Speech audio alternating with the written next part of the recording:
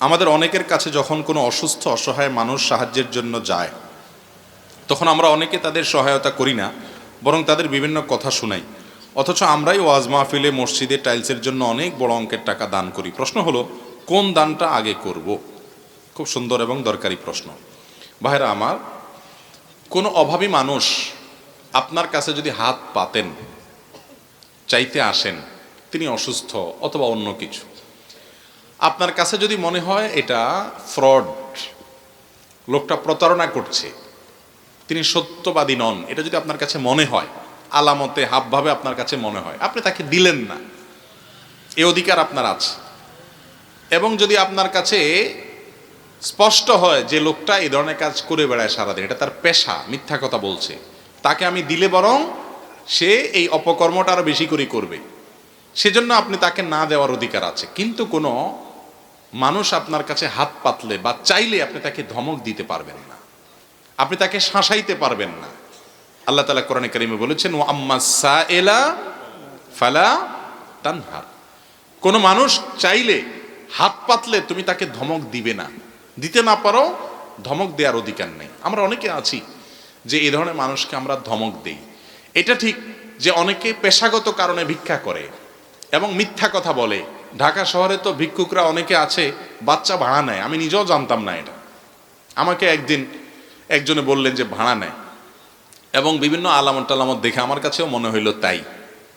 বাচ্চা ভাড়া নেয়, যে বাচ্চা কোলে নিয়ে এমনভাবে আপনার কাছে যাবে আপনার চোখ গলে পানি আসবে। বাচ্চা হয়তো আরেকজনের, বা চুরি করা, বা মা নাই, বা কুড়ায় আনা, বা মা আছে, সে মাই বিভিন্ন মহিলাদের কাছে ভাড়া দিচ্ছে 1 ঘন্টা 2 ঘন্টা 3 ঘন্টার জন্য, এটা নিয়ে নিয়ে ভিক্ষা করো।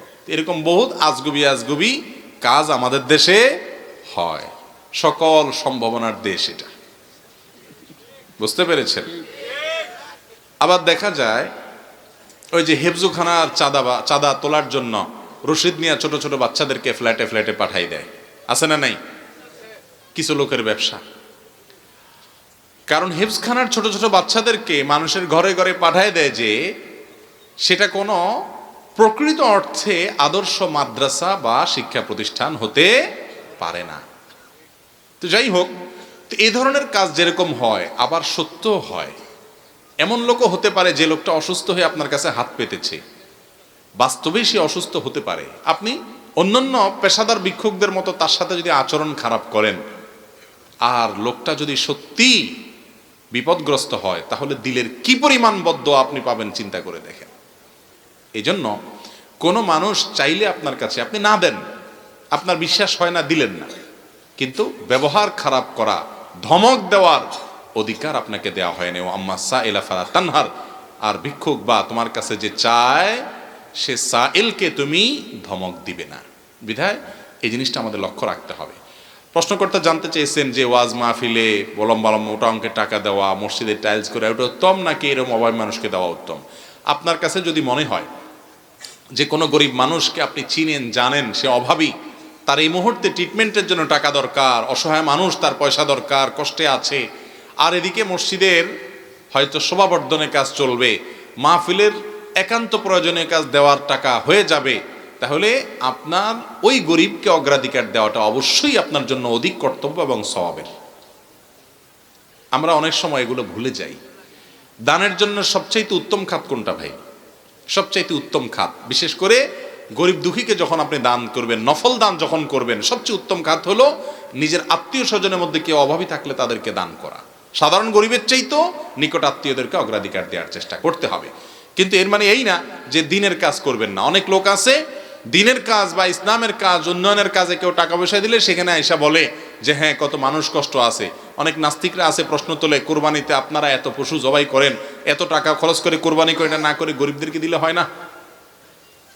ওই লোকেরাই মদের বোতলের পিছনে কোটি কোটি টাকা খরচ করে, তখন তাদের এই সমস্ত নসিহত থাকে না।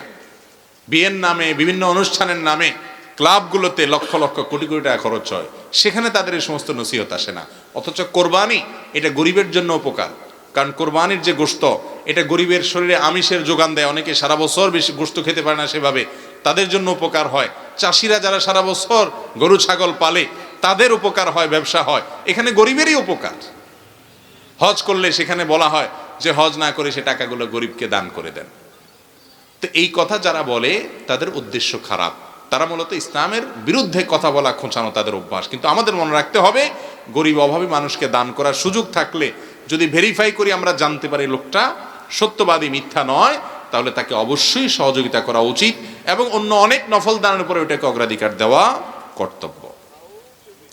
এরপরে প্রশ্ন, নগদ মহারণা সম্পর্কে বলবেন। আমাদের এলাকায় নগদ মোহরের কথা বললে সবাই ঠাট্টা করে। কেউ কেউ বলে, আমি কি তা আমার ফুরিরে বেসিলাই আর নি, টাকা দিলেইতাম। ও সিলেটি ভাষায় লিখছেন। ভাই, মোহর নগদ দেওয়া এটাই হলো নিয়ম, বাকিতে দেওয়া জায়েজ আছে। মোহরের টাকা আপনি বিয়ে করবেন, নগদ দিয়ে ফেলবেন। এখন নগদ মোহরের টাকা দিলে মেয়ের বাপে যদি বলে যে আমি কি ফুরি বেসিলাইতে নেই, মানে আমি মেয়ে বিক্রি করে ফেলছি নাকি, তুমি আমার টাকা দিবে এখন, তাহলে এটা মূর্খতা ছাড়া আর কিছু না। আমরা দিন সম্পর্কে অজ্ঞ থাকার কারণে, না জানার কারণে কত উল্টাপাল্টা যে আমরা মনে করি। আর দ্বিতীয় কথা হলো যে আপনি শ্বশুরের টাকা দিতে গেছেন কেন? দিবেন তো বউরে। আপনি তো বউকে দিবেন, চালাকি করে শ্বশুরের কাছে দেন যাতে শ্বশুর আপনাকে ফেরত দেয়, সেটা তো হবে না। দেখেন, নবী করিম সাল্লাল্লাহু আলাইহি সাল্লামের মেয়ে ফাতেমা রাদিয়াল্লাহু তাআলা আনহা, তার বিয়ের সময় আলী রাদিয়াল্লাহু তাআলার সাথে যখন বিয়ে হয়, তিনি নিজে দাবি করে চেয়ে মোহরের টাকা মোহর আগে পরিশোধ করায় নিয়েছেন ফাতেমা রাদিয়াল্লাহু তাআলা আনহা, যে আমাকে আগে মোহরের টাকা পরিশোধ করতে হবে, করায় নিয়েছেন। দেখেন, ইসলাম মেয়েদেরকে কত রাইট দিয়েছে, কত অধিকার দিয়েছে। আর আমাদের দেশে বিয়ের পর 50, 60, 70 বছর চলে যায়, বেচারির মোহর দেওয়া হয় না। মোহর বাকিতে রাখা জায়েজ আছে, কিন্তু উত্তম না। নিয়ম হলো মোহর নগদ দিয়ে দেওয়া। বাবা যদি বলে যে মোহর দিতে গেলে যদি বলে যে আমার মেয়ে বিক্রি করছে নাকি, এটা তো বিক্রি না, এটা তো মেয়ের জন্য প্রাপ্য পাওনা, হাদিয়া, উপঢৌকন আল্লাহর তরফ থেকে নির্ধারণ, এটা মেয়ের হক।